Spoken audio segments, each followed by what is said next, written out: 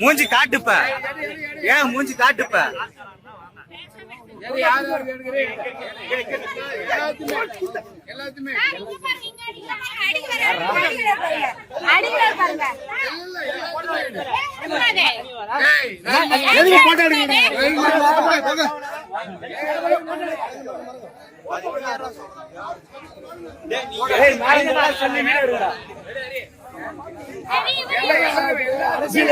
குப்பையாக்குறீங்க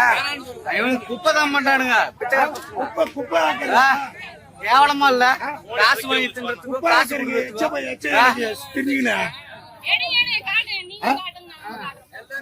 ஏய்